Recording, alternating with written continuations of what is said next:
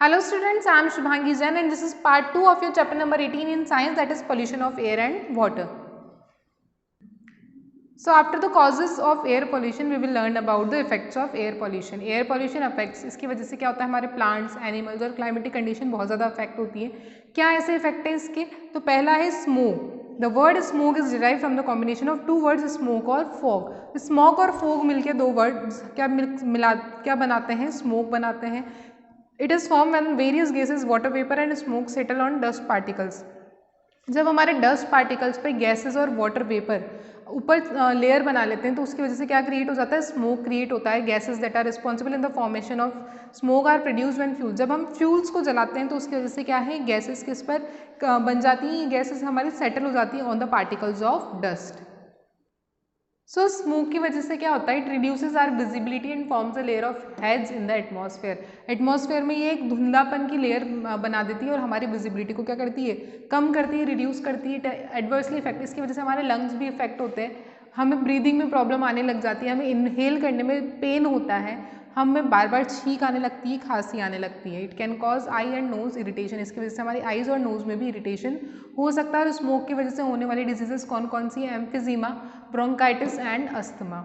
Now next is acid rain. Acid rain की भी क्या है? हमारे एयर पोल्यूशन का ही एक इफेक्ट है. तो this occurs when sulphur dioxide and nitrogen oxides added in air due to burning of fossil fuels and other sources combine with water vapour in the atmosphere and falls as a rain, snow और fog. क्या होता है कि हमारे हम जब fossil fuels को burn करते हैं तो उसकी वजह से नाइट्रोजन ऑक्साइड्स और सल्फर डाइऑक्साइड बढ़ जाते हैं. ये किससे कंबाइन होते हैं? वाटर वेपर के साथ कंबाइन होते हैं और एट द एंड हमारी रेन की फॉर्म में ये गिरते हैं. As is oxides are highly acidic. ये कैसे होते हैं? बहुत ज़्यादा एसिडिक नेचर की होती है हमारी ये rain. The rain that falls becomes acidic. These gases can also be emitted from natural sources. कई बार ये गैसेज हमें वॉल्केनोज से भी देखने को मिलती है. Acid rain causes extensive damage to water, forest, soil resources and human health. इसकी एसिड रेन की वजह से बहुत ज़्यादा डैमेज होता है हमारे वाटर में, फॉरेस्ट और सॉइल रिसोर्सेज में, और इवन ह्यूमन बींग्स को भी इससे काफ़ी ज़्यादा डैमेज होता है. It reacts with marble and so affect all buildings, monuments and statues made of marble. Marble को ये बहुत ज़्यादा अफेक्ट करता है क्योंकि जब एसिड रेन मार्बल पर गिरती है तो उसकी वजह से मार्बल से बनी हुई बिल्डिंग्स, मॉन्यूमेंट्स और स्टैचूज जो हैं वो बहुत ज़्यादा अफेक्ट होते हैं, खराब हो जाते हैं. The beautiful marble structure of Taj Mahal is slowly getting eroded by sulphur dioxide fumes release into the atmosphere. क्योंकि हमारे एटमॉस्फेयर में सल्फर डाइऑक्साइड बढ़ता जा रहा है तो इसकी वजह से जो हमारा ब्यूटीफुल मार्बल स्ट्रक्चर है ताजमहल, वो क्या हो रहा है? धीरे धीरे इरोड होता जा रहा है. यानी कि उसकी जो अपर लेयर है वो हटती जा रही है. सेव ताज है केस स्टडीज़ के बारे में एक केस स्टडी है. Master of Indian architecture the Taj Mahal has been included in the list of world heritage monument since 1983. 1983 से ही हमारा जो ताजमहल है वो वर्ल्ड हेरिटेज की लिस्ट में कंसिडर किया जाता है. It has bin seriously damage by the extreme climatic condition. Monsoon, rain और क्लाइमेटिक कंडीशंस की वजह से बहुत ज़्यादा ये क्या है? हमारी बिल्डिंग अफेक्ट हो रही है. And erosion of white marble exterior, और हमारी जो वाइट मार्बल है वो उसकी जो लेयर्स हैं वो इरोड होती जा रही हैं. Pollution from heavy traffic and close proximity of factories has more over discoloured the marble. साथ ही जो ताजमहल का जो मार्बल है वो कई पॉल्यूशन एक्टिविटीज़ और फैक्ट्रीज़ का जो वेस्ट है उसकी वजह से भी क्या हो रहा है? उसका कलर चेंज होता जा रहा है. यानी कि वो वाइट मार्बल अब कैसा पड़ता जा रहा है? येलो पड़ता जा रहा है.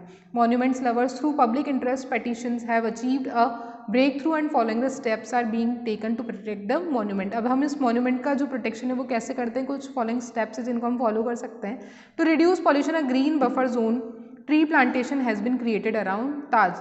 हमने हमारे जो पॉल्यूशन है उसको प्रिवेंट करने के लिए ताज के अराउंड क्या बनाए? ग्रीन बफर जोन बनाए. यानी कि हमने ताजमहल के आसपास प्लांट्स को ग्रो किया है.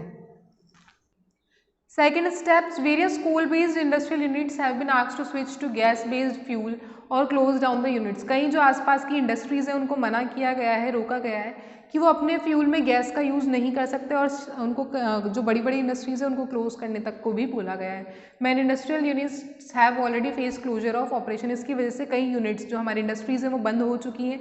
To protect the inlay work, railing barricades have been erected in the main mausoleum of Taj. और इसी वजह से क्या है? ताज के आसपास रेलिंग्स बनाई गई हैं. The vehicles are strictly check for pollution and the vehicular traffic around Taj Mahal has been banned. और ताजमहल के आसपास जो क्या है व्हीकल का जो ट्रैफिक होता है उसको बैन कर दिया गया है.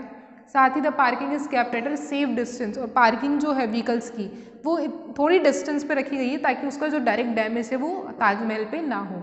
अब हम एयर पॉल्यूशन को कैसे रिड्यूस कर सकते हैं, हमारे पास कुछ इसके स्टेप्स हैं।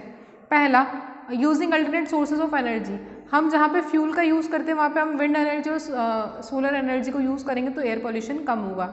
कई हार्मफुल गैसेस जब हमारे एयर के साथ मिक्स होती है तो उनको प्रिवेंट करना कि इसकी वजह से हमारी एयर अफेक्ट ना हो, ये स्टेप भी हम ले सकते हैं।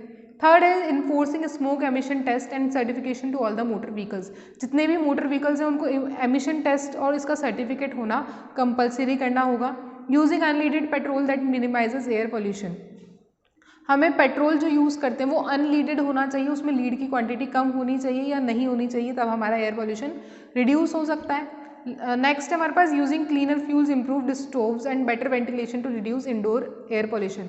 जो इंडोर एयर पॉल्यूशन होता है उसमें हमारे जो फ्यूल्स हैं उनको क्लीन करने के लिए हम जो फ्यूल्स यूज़ करते हैं वो क्लीनर फ्यूल्स होने चाहिए। हमारे जो स्टोव्स है, गैस बर्नर्स हैं, उनको हम रेगुलरली क्लीन करते रहें तो उसकी वजह से जो इंडोर एयर पॉल्यूशन है वो कम होगा।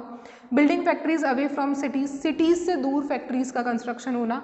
नेक्स्ट है growing more trees to absorb carbon dioxide. और हम क्या कर सकते हैं कि हमारे कार्बन डाइऑक्साइड को रोकने के लिए, प्रिवेंट करने के लिए ज़्यादा से ज़्यादा ट्रीज़ को ग्रो कर सकते हैं।